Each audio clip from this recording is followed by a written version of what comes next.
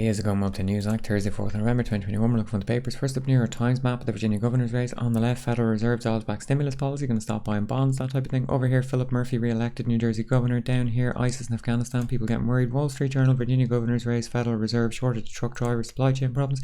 USA Today, governor's races, COVID, culture wars rage and school board fights. People losing their mind over identity politics, as per every day of the week. Underneath that story with the police being bad. New York Post, he's awake now. Certainly looks like he just woke up. Good morning, Joe. National Post from Canada, forgot their poppy this morning. Tut. Virginia governor's race, flags to be raised next week.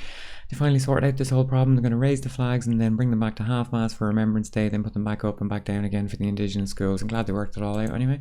Grandma from Cuba, quote down the bottom from Fidel, as always: capitalism is an incessant attempt to corrupt man.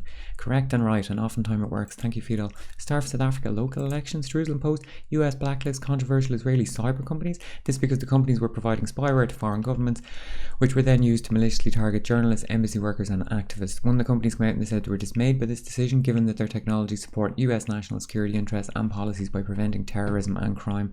Underneath that, Naftali Bennett trying to pass a budget. Tehran Times, on the verge of victory in Marib. This talking about the war in Yemen. Apparently the Saudi-led forces have been contained into one small city now, and according to strategic and military implications, the Yemeni defense minister said, "We declare today to the whole world that international aggression against Yemen has already been defeated." So hopefully we're seeing an end to that 7-year-long war in which countless thousands of civilians, women and children have all been killed. Underneath that, US hit and run move thwarted in the Sea of Oman. Apparently a tanker carrying Iranian oil was boarded by American forces. They transferred the oil to another ship, and then, according to Tehran Times, the Iranian Navy boarded the ship and took the oil back. The Hindu excise duty on petrol going down. COVID, Australian, some girl who was found, she was missing in Australia, she's 24 years old, she looks fairly happy there, glad for her. Underneath that story about the submarine deal. Global Times from China, some award ceremony for scientists. Over on the right, COVID. Irish Examiner, that girl who went missing. Story about offshore wind farm plans going bust. There was going to be a €2 billion investment, but the company, Norwegian company were going to do it, pulled out because they're not happy with Irish planning laws. Me and you both. Down here, COVID cases line go up. Irish Times up the top, story from Finn McRedmond. The bid to stay informed comes at no unlikely cost to our mental well-being. Guess that's talking about Twitter. Don't forget to log off. Down here, government unveiling climate plan, probably worthless. Irish Independent, football, advent calendars, climate plan, that girl who went missing. Irish Daily Mail, celeb stuff, something about debt, that girl who went missing. Irish Sun, the girl who went missing. Football, something about TV.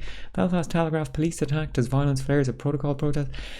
It's been an ongoing thing, so you have various points in Belfast and in the north that are called interface points, where loyalist and Republican communities rub up off each other, and this one, Lanark Way, is a quite infamous point, let's say, where there was conflict in the past, and there's been for the last few weeks loyalist kids out and about, and lots of youth workers have been trying to calm down the situation, etc. But last night the PSNI went down there. I guess a few petrol bombs were thrown. I don't think anyone was seriously hurt. People were just throwing fireworks and stuff, but it looks quite dramatic there on the front of the paper. I guess ongoing thing by loyalists to try and stoke a bit of unrest because they're not happy with the protocol, whatever. At the Herald from Scotland, there's Rishi Sunak. He's got a green briefcase now. I guess it's to do with the climate or something.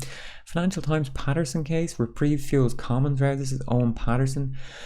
Basically, this guy was found to have committed massively broken the rules of being an MP. He'd taken £100,000 from various companies and then represented their interests as an MP, so completely against the rules, etc. The only problem is an independent committee found this and they said, yeah, it's completely against the rules, but then MPs have to vote on the suspension. They were going to suspend him for 30 days.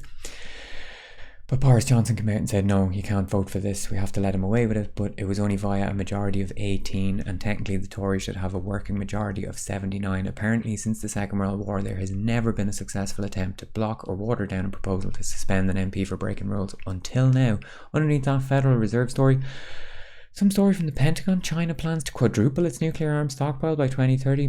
Wonder what the Yanks are doing. They're hardly just throwing their nukes in the sea, are they? The Guardian, same sleaze story. Boris there shouting. Poppy count on the front of the Guardian. 1, 2, 3, 4, 5, 6. Okay.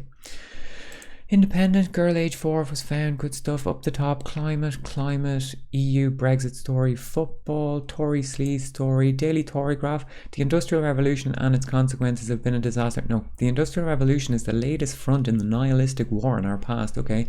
No one better try and cancel the Industrial Revolution, not while that lad's around. Something about a cricketer who was kind of cancelled for a while. Maybe he's uncancelled now. He said sorry about calling some lad a racial slur. Poppy count on the front of Telegraph this morning. 1 times. Leonardo DiCaprio and Prince Charles at the COP26 apparently viewing eco-fashions by Stella McCartney. The height of fucking usefulness. Oh my god. Poppy count on the front here this morning. 1, 2. iNewspaper, Tory sleaze story, Daily Mirror, celeb shite, Prime Minister again. Apparently Boris flew down to London from Glasgow to have dinner with a lad called Lord Moore. That's Charles Hilary Moore, Baron Moore of Etchingham, written a 3-volume biography of Margaret Thatcher, and he's a trustee of the Global Warming Policy Foundation, which is described as the UK's most prominent climate science denial campaign group. Did you ever hear the likes? Flying from a climate summit down to London to have dinner with a climate skeptic, and presumably fly back because he's needed there. Poppy count on the front of the Mirror, 1, 2. Okay. Daily Mail, same sleaze story about Owen Patterson. Poppy count on the front of the Mail, 1. Daily Express, Owen Patterson's story. Don't know why they're still platforming this celebrity all the time, showing her up there. She must have some kind of a deal with the papers. COVID story, Metro, Poppy count 1. Oh, we missed the Poppy count in the last one. Daily Express, 1. Metro, 1. Daily Star, 1. Yeah, Boris sleaze story again. That's it for the day. More poppies, more crap, more sleaze. Julian Assange is still in the Belmarsh maximum security prison without fair trial or due process. If you want to stay off corporate, state, social media for the day, just click the link in the description.